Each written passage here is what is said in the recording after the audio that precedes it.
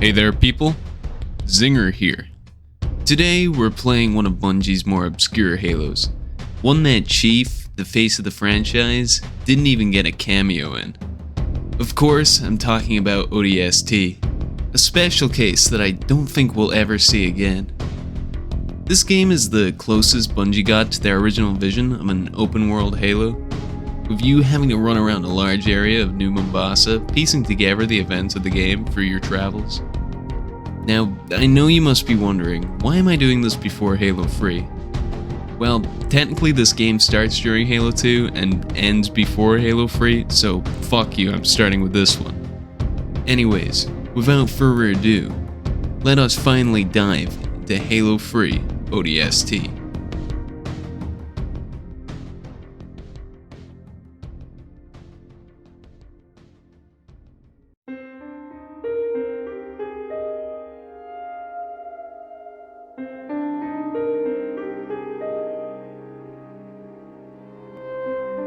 ODST opens with our ass sleeping on the job. I mean, come on, seriously, wake up. Anyway, let me just quickly run through the squad. So, first we have Romeo, the best member of the team. He's kind of a comic. Then we have Mickey and Dutch, who are a Kunk and Chad respectively. And lastly we have Buck, the fan favorite and leader of the squad who is in love with Veronica, who's an Oni Fed and not officially part of the squad. Anyway, Romeo rudely awakens us in time for our deployment, which sees us dropping to the surface in a drop pod. Unfortunately, however, the carrier we were supposedly going to board decides, I'm gonna get the fuck on out of here, and does the Halo equivalent of setting off a nuke, causing us to crash land. 6 hours later, we awake from our crash, now with the objective to find our squad, but first we gotta get a map of the city, which forces us into the most annoying fucking tutorial segment ever, which, by the way, is really easy to bug out. Anyway, moving on, we end up in an apartment complex where we find the Fed's helmet, which triggers a flashback. So Buck crash lands upside down somehow, while the Fed crashes somewhere else, and seemingly can't get her pod open. Oh, also, Buck calls her out for being a Fed and basically tells her it's a turnoff, which is fucking right. Anyway, Buck moves to find his way through the city and meet up with Veronica, fighting grunts, hunters, and everything in between until finally he reaches her pod. Opening it up, he finds it empty, apparently shocking him enough for this tentacle hentai looking thing to get the jump on him, which noticeably is holding Veronica's broken helmet. Thankfully, however, Romeo gives it the JFK special before it can do anything. Then it just fucking explodes, in the process launching Veronica's helmet into a nearby apartment. Then the mission ends, with them heading off to go try to figure out where the rest of the squad landed. As for the rookie, he heads off to continue following in his squad's footsteps, stumbling upon the remnants of a drone along the way, triggering yet another flashback. Now in the perspective of Dutch, we move to meet up with local forces, leading a Warthog charge across a nature reserve towards the original LZ for the carrier we were supposed to board at the beginning of the game. Unfortunately, however, New Mombasa's space elevator fucking collapses, the resulting destruction smoking the colonel that had been giving orders. Despite this, we press on fighting until eventually we fly straight into the city. So Dutch does a one-liner, then a drone fucking crashes right beside us, which makes him do another fucking one-liner before the mission finally ends. Oh, we're back with this motherfucker? So the rookie finds another clue as to where his squad went, triggering another flashback. Following Mickey only 90 minutes after drop, Kizingo Boulevard opens with him stumbling into a section of retreating Marines who equip him with a tank to spearhead through the city towards a rally point outside an Oni facility, meeting up with Dutch along the way. Anyway, they hold off waves of Covenant for a while before Mickey suggests they hold out for reinforcements. This is right as a cop rears his head and asks them if they know how to use explosives, meaning Mickey's proposal just got overruled. Which brings us into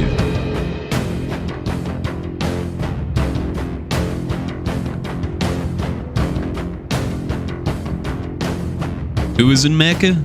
ODSTs by the look of things. So Dutch and Mickey arm the bridge into the Oni facility to explode, retreating across to draw on the Covenant, only to blow it when they try to move across it. Bad news for the ODSTs though, as that's not enough to stop them, with them being forced to carry out a fighting retreat into the building, which turns out is rigged with enough explosive to blow the place 3 times over. So we move to form a defensive right as the Covenant begins cutting their way into the facility.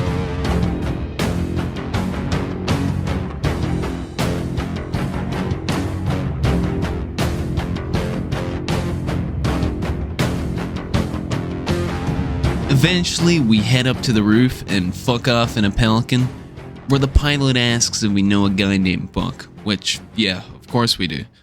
Now heading off to go collect his lazy ass. Now in the perspective of Buck and Romeo, they head on up to the PD's landing pad to get collected by Dutch and Mickey, where Romeo makes some not so pretty comments. Anyway, in comes their Pelican when oh shit, it's a Banshee!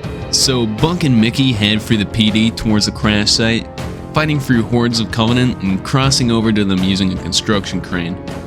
Unfortunately, the Pelican's wasted and the Covenant ain't planning on leaving us without a fight, so we take up arms and prepare to hold on against waves of Phantoms and Banshees until this big motherfucker hops out of one of them and he sends this cop flying before turning to Romeo and absolutely smacking him with his hammer.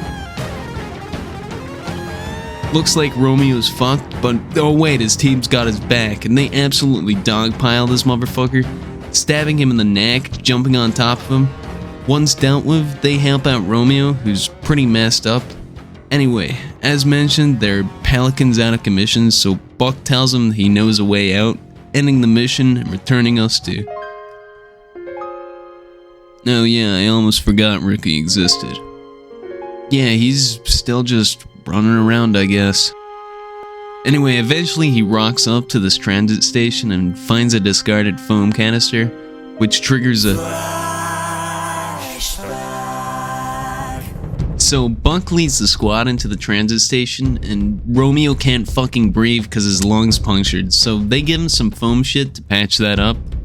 Anyway, turns out the tunnel's flooded, so they just straight up hijack a Phantom, which not sure why a normal ass ODST can fly Covenant dropships, but they do it anyways. So they fight through the tunnels, killing countless enemies and taking down a Scarab along the way before blowing away out to the surface. On board, Romeo says some shit and he causes Buck to finally realize what Dare was planning to do, so he tells Mickey to land the Phantom so he can go look for her. Meanwhile, Rookie's still just chilling outside the transit station when he gets a call from Dare, who's looking for some backup, so he walks on over and climbs down this elevator shaft, which leads us to an underground facility with just a ton of dead bodies around. Eventually, we run into a cop, and the superintendent is trying to get him killed, which is weird, I guess.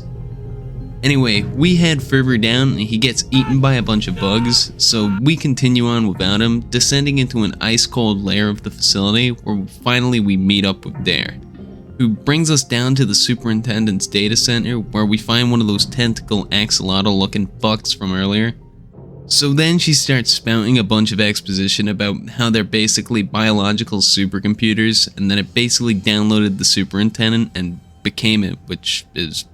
I don't know how to feel about that one. Anyway, out of nowhere Buck shows up and together we all fight our way back through the facility until we reach an elevator where Dare hits Buck a punch for abandoning the mission, which, I mean, bro, you didn't tell anyone what the mission even was, so that one's kinda on you. Now back on the surface, they move across the city until we get up onto this highway, and as it turns out, the place is just completely overrun with Covenant at this stage, and for some reason Buck and Dare decide now's a good time to start arguing over dumb shit. So the testicle decides to just hop in the driver's seat of an elephant, and they don't even notice until he fucking honks the horn at them. And it's at this point Buck gives us some dating advice. You ever fall for a woman? Make sure she's got balls.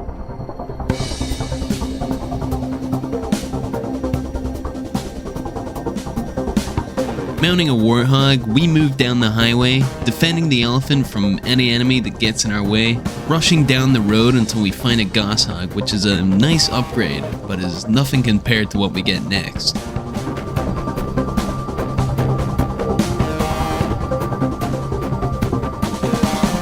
Eventually, however, we pull off the highway, holding up in a nature reserve while waiting for a pickup, which thankfully doesn't take long.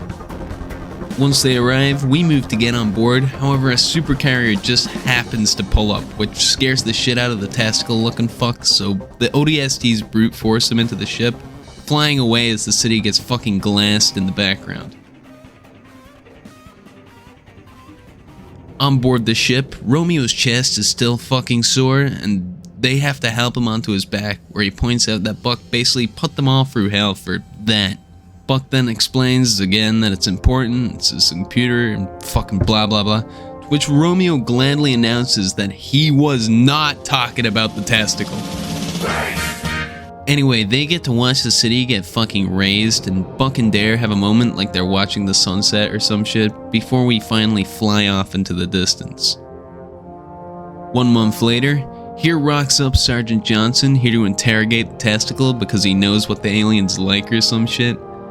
He gets this motherfucker to spark up his cigar because he's just that badass, and basically tells him, "The brutes, alright, the bastards who killed all my friends were strapping bombs to you and your people. I see they're digging a mighty big hole, and I know you know why they're doing it. So you're gonna tell me. Then you're gonna help me stop it." And then they just cut to black like it's some big awesome cliffhanger, even though this game came out after free. This ending's dumb, so fucking dumb. Bungie fucking sucks at writing. Why did they pull this shit when we already know?